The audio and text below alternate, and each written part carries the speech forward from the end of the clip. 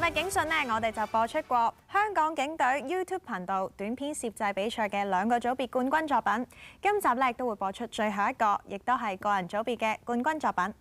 咁其實咧，今次比賽嘅作品主題都係圍繞住我哋嘅警務工作，同埋以健康生活模式為主題，咁等市民大眾對我哋警隊有更深入嘅了解。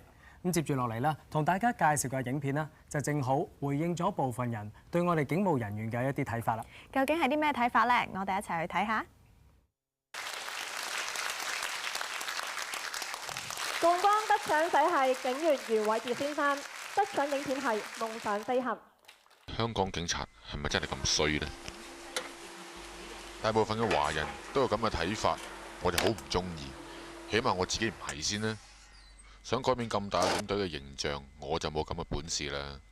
最少我身邊嘅人唔係咁諗我先啦。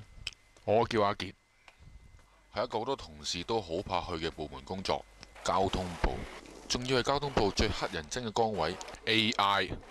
好多同事對交通嘅工作好多誤解，其實都唔係咁辛苦啫。快樓係多啲，咪逐隻做啦。仲有，我又好中意揸電單車，而且假期編排又好。絕對唔需要同其他同事爭放假，所以喺假期嘅時候，我可以做到我中意做嘅嘢。所以我把握每一個機會話俾所有人聽，警察唔係佢哋諗咁衰嘅。香港冇乜人識玩滑翔傘，所以啲媒體多數都淨係揾我做訪問。我每次都大大聲話俾佢哋聽，我係一個警察。雖然我好中意玩，但係玩同做嘢我分得好清楚㗎。當然啦，開工嘅時候我梗係冇得玩啦。我亦唔會將工作上嘅壓力帶返屋企。總之，收工就係收工。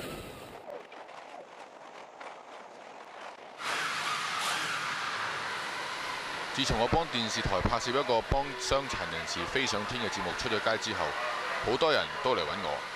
當然啦，我邊招呼得咁多啊？不過個女仔好特別，佢係聽唔到嘢，仲係講唔到嘢。我好欣賞佢主動揾我嗰種勇氣，所以我都好想載佢。不過除咗我之外，香港都冇其他人可以幫到佢嘅。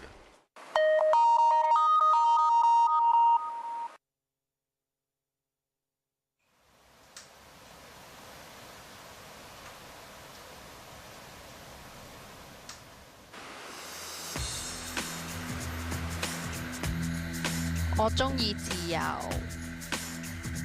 我見到袁 Sir， 再一個坐輪椅嘅人，我覺得佢好犀利，我就上網揾袁 Sir， 我就 email 問佢可唔可以俾我一個玩，佢話可以，我好開心。今次呢個飛行分別好大嘅，咁啊容易好多先啦，因為芝治咧就唔需要我諗點樣搬佢上山啦，佢自己行到上山。咁啊而且咧佢仲幫我搬咗好多裝備。但係咧我同芝治嘅飛行咧亦都有一啲困難喺度嘅，因為芝治靠讀唇去理解人哋講嘅嘢啦。咁所以喺我一個飛行之前咧，我堅持咧要佢睇咗一次先。雖然佢好想玩，咁我再重新再由頭上每一個步驟誇張啲、細緻啲，希望佢盡量明白多啲，咁啊唔會做錯啦。夾定一啲手勢同埋一啲動作喺個飛行嘅過程裏邊咧，就減少啲不必要嘅危險。比我想象中好玩，好舒服，完全唔驚。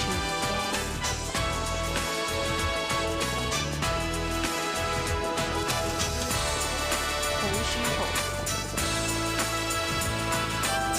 嗰度係考生嚟，我以前都行過。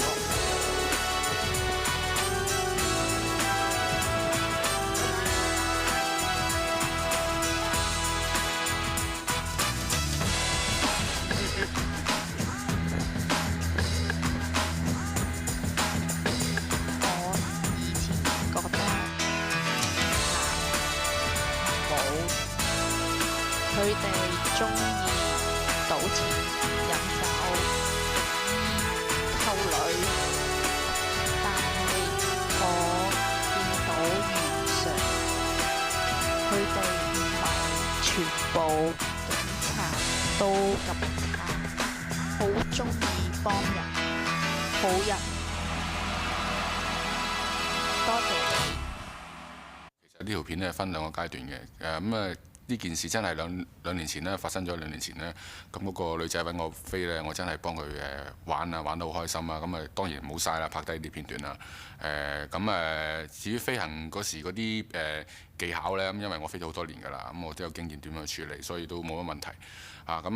直至我參加呢個比賽嘅時候咧，我第一時間揾翻呢個女仔啦，肯唔肯出鏡先啦。原來我以前幫過佢咧，佢真係即刻就應承我。我今日打電話俾佢，第二日咧佢就話出嚟幫我做個簡單嘅訪問咁樣咁亦都俾我知道原來其實我哋警隊都唔係出邊睇得個形象咁差嘅。睇完頭先嘅片段，唔知大家對警隊嘅印象有冇改觀呢？如果想重溫嘅話，可以上香港警隊嘅 YouTube 頻道㗎。接住落嚟同大家睇下新一屆嘅恒生銀行之協助警方撲滅青少年罪行比賽啊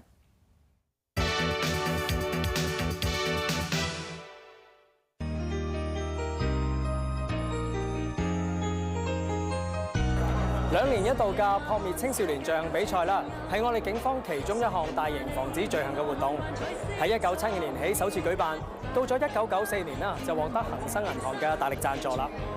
唔講唔知啊，上屆嘅比賽人數啦，更加係破紀錄，有超過26萬咁多㗎。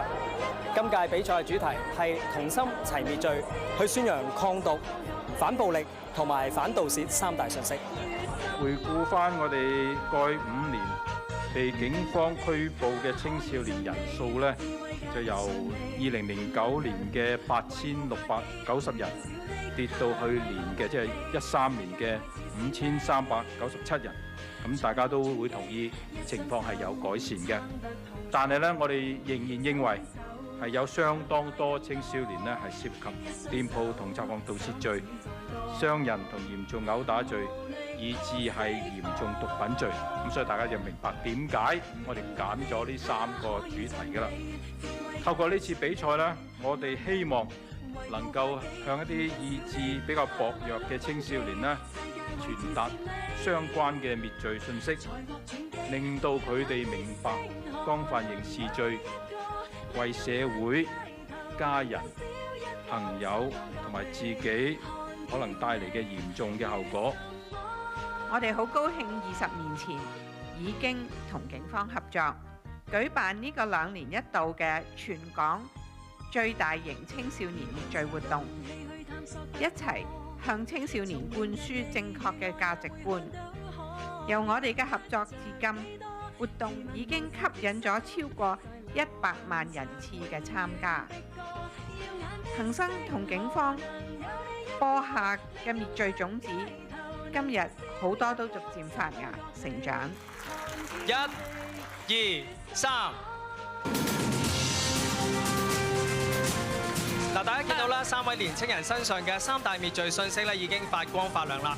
抗拒罪惡嘅誘惑，宣揚滅罪嘅信息。喺我身邊嘅咧就係呢一項比賽嘅前得獎者，佢哋分別係黃仰芳小姐、蔡影彤小姐同埋利卓瑩同學。不如先同卓瑩同學傾傾啊。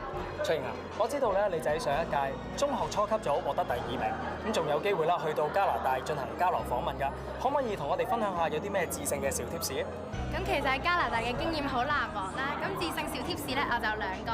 第一個咧就係要做自己，因為今次嘅比賽希望我哋可以以一個青少年嘅身份去探討下警方究竟可以點樣去打擊青少年嘅罪行，所以喺處理比賽嘅時候其實唔使咁拘謹，輕鬆啲去面對就可以啦。咁第二個咧就係希望大家可以多聽多看啦。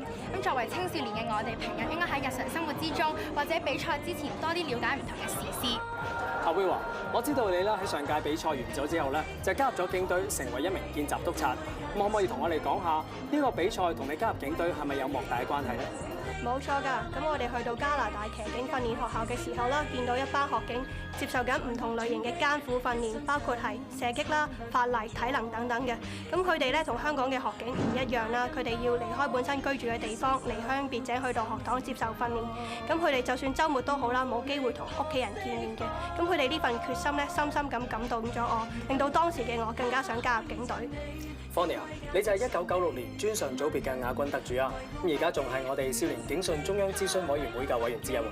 係啊，咁好慶幸當年有機會成為其中一個得獎者啦。咁我覺得所有得獎者咧都應該翻嚟咧就係貢獻翻我哋嘅少年警訊啦、警方啦，咁同埋呢個計劃咧就係繼續幫警方咧喺呢個滅罪伙伴方面咧就貢獻多啲嘅。